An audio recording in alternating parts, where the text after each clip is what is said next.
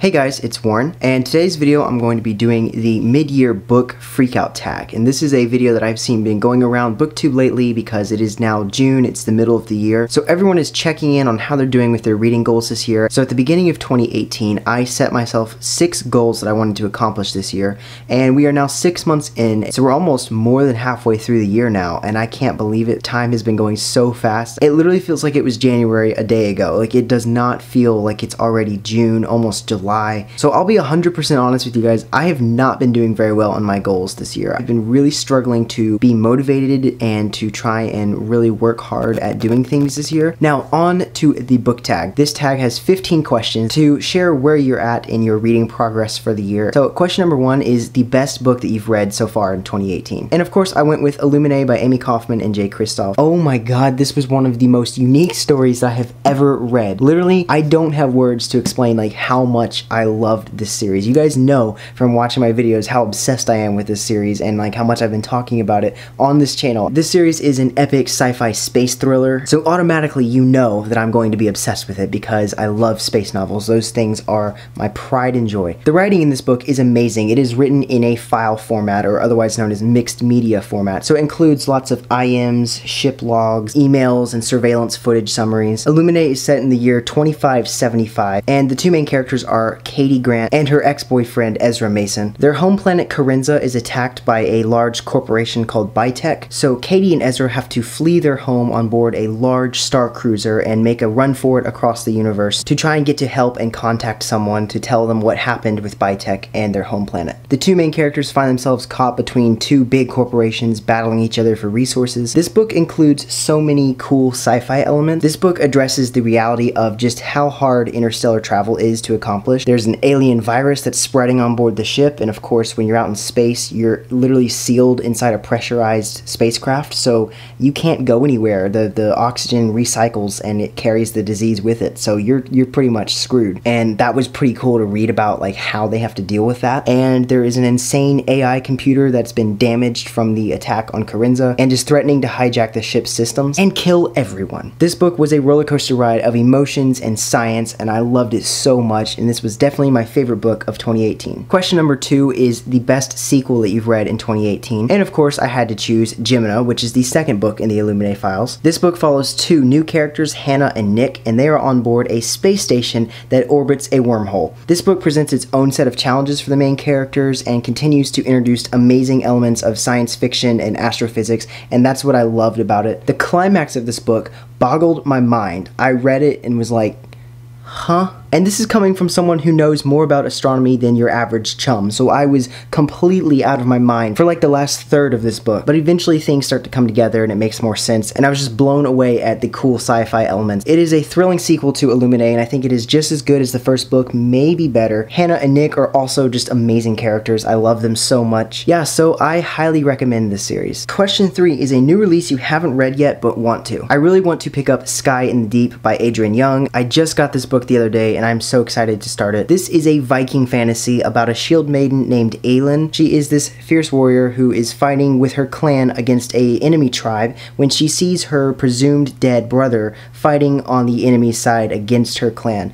and that just rattles her world. She doesn't know what to make of it. I really like Viking culture. It's something I'm into because I am part Scandinavian, so as it being part of my heritage, it's definitely something that I'm very interested in. I heard that this author did a lot of historical research before she wrote this book, so I'm really interested to see how she incorporates Norse mythology and what inspiration she took from the Viking sagas. And the next book that I'd really like to get to this year is To Kill a Kingdom by Alexandra Christo. This is a dark retelling of The Little Mermaid, which I think is really cool because that is one of the stories that is not often retold in modern day fantasy and literature. This is a story about a siren who kills princes and drinks their blood, and that already sounds savage AF. So I'm really excited to see this author's take on the classic fairy tale. And question number 4 is, what is your most anticipated release for the second half of the year? And of course that would have to be Kingdom of Ash by Sarah J Maas. I need this book. It is the final Throne of Glass novel. It comes out on October 3rd, which is right around my birthday, so of course I'm going to be getting this as a birthday present for myself, and it's going to emotionally wreck me, and I cannot wait. Question number 5 is the biggest disappointment that you've read this year. year. And unfortunately, that has to be The Cruel Prince by Holly Black. This was super hyped up this spring, and I'm sure most people have already heard about this book. I really wanted to love it more than I did. It has elements of fantasy and folklore and political drama. The world building in this book was my favorite part. The fairy realm felt very cozy and mystical, which I really liked. The characters is what ruined this book for me, as well as the vague plot. The main character, Jude, she has interesting character motivation, but overall the book feels like it's mainly just a day in her life, and it doesn't really feel like it has a solid, defined plot going on. And then we have Prince Carden, who is the title character, the Cruel Prince.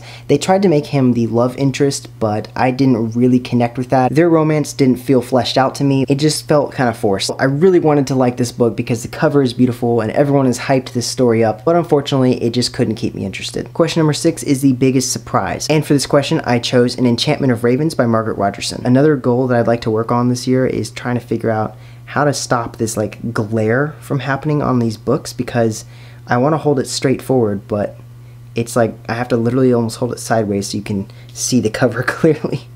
Gotta fix that somehow.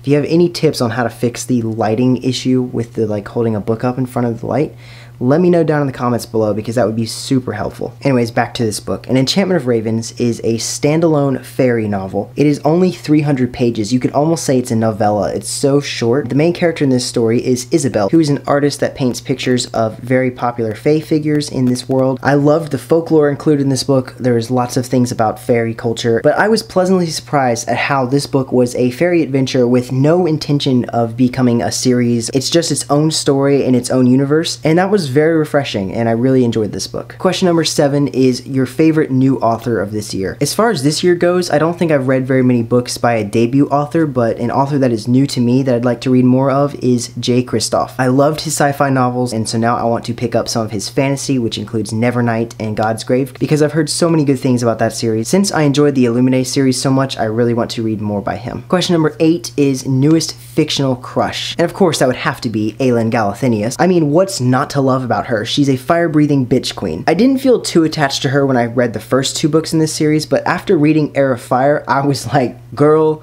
I will go to war for you. Number 9 is newest favorite character. I chose Aiden from the Illuminae files. I know I'm using Illuminae for all the questions because I never shut up about it. He is a supercomputer that follows the main characters throughout the series, and he's a very conflicted machine because he knows he's a computer, so he's self-aware, but he wants to feel human emotion. And he's quite a poet too. The way he narrates things is very dramatic, but he has ulterior motives throughout the series that the main characters don't always understand. Because he is a supercomputer, he can make calculations that they can't make and can't predict, so they don't always understand what he's doing and why he's doing it, which makes him a very unpredictable and interesting character to read about. Number 10 is a book that made you cry. I don't cry when I read books. Number 11, a book that made you happy. For this question, I chose To All the Boys I Loved Before by Jenny Han. I read this when I needed a pick-me-up. I was feeling really down and depressed, and this book really cheered me up. It's a sweet contemporary romance about a girl named Laura Jean who writes love letters to all the boys that she's had crushes on throughout her life. She has no intention of mailing these letters to them. She just wants to write them down to get her feelings out, and one day these letters are accidentally sent off to the boys, and she has to deal with a lot of angsty teenage drama about relationships and who she has a crush on. It's a lighthearted read, and I really enjoyed it, and I can't wait to see the movie come out on Netflix this August. It's going to be so good. Number 12 is favorite book to movie adaptation that you've seen this year. Well, I haven't seen any book to movie adaptations yet, so I can't really answer this question, but I am excited to see The Darkest Minds, which comes out in August. I cannot wait for that movie because I was an extra in it. Number 13, favorite video that you've done so far this year. This question is also favorite review that you've written this year, but the booktube version of it is your favorite video that you've done. I went with my bookshelf tour because I really had a good time making that video, and it was so well received on this channel.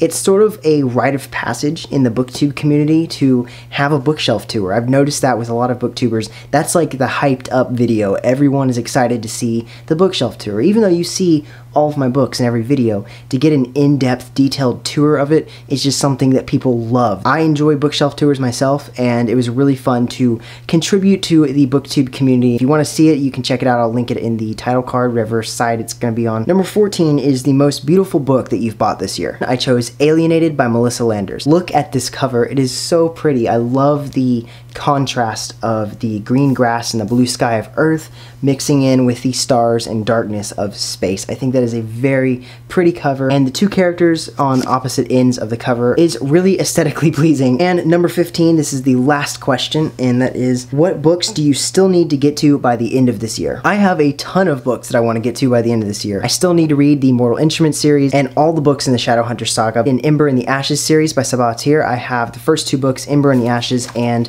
A Torch Against the Night, A Darker Shade of Magic by V.E. Schwab, Across the Universe by Beth Revis, and three books that I don't currently own a copy of at the moment is Tower of Dawn by Sarah J. Maas, Legendary by Stephanie Garber, and The Raven Boys by Maggie Stiefvater. So this was the mid-year book freakout tag. I really want to pour a lot more energy and better time management and motivation into this next half of the year. I want to read more books, and I want to make more videos and see how much I can grow this channel. So that is all for this video. Thank you so much for watching. I hope you enjoyed, and I will see you guys in my next video. Bye!